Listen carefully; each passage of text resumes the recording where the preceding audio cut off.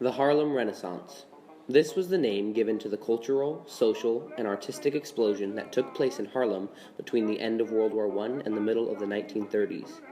During this period, Harlem was a cultural center, drawing together black writers, artists, musicians, photographers, poets, and scholars.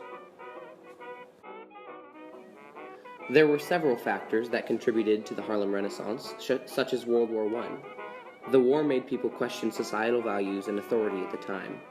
While World War I was raging on, the Great Migration occurred, which was the mass movement of African American citizens to the northern cities. They did this to fill industrial jobs that were left behind by the white American soldiers. Northerners were then angered by this mass movement, and it sparked even more racial conflict in the area.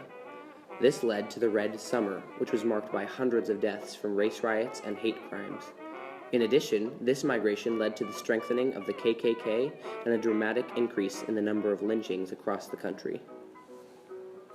These hardships ultimately united the black community in retaliation of the horrors that were being committed against them.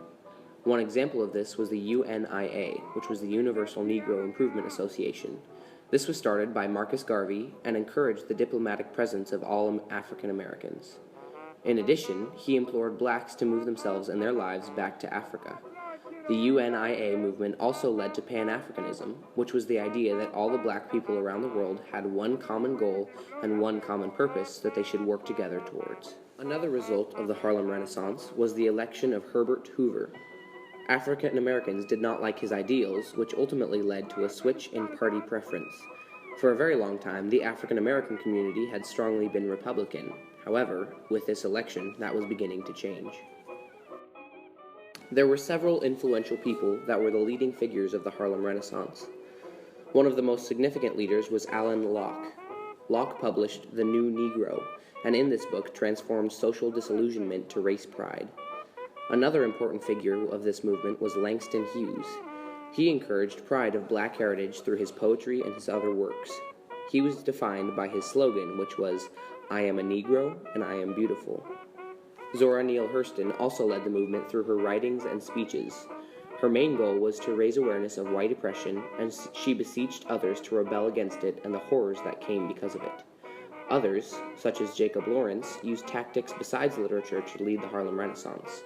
Lawrence was an artist, and he used his elaborate paintings to educate people of black heritage. He portrayed the life of an African American and all that they have to endure. Much like art and literature, music was an important aspect of the Harlem Renaissance. Jazz was one of the most prominent developments of this social revolution. This new music form started out of African American musical traditions in New Orleans. With jazz's original rhythm and feel, it soon became popular across the United States and eventually came to symbolize black pride. He was a trumpet player that aided the spread of the music genre because of his talents. Blues was a significant part of the Harlem Renaissance as well. It originated from African American slaves who sang as they worked on plantations. And although it started at a much earlier time, its popularity wasn't as rampant until the Harlem Renaissance.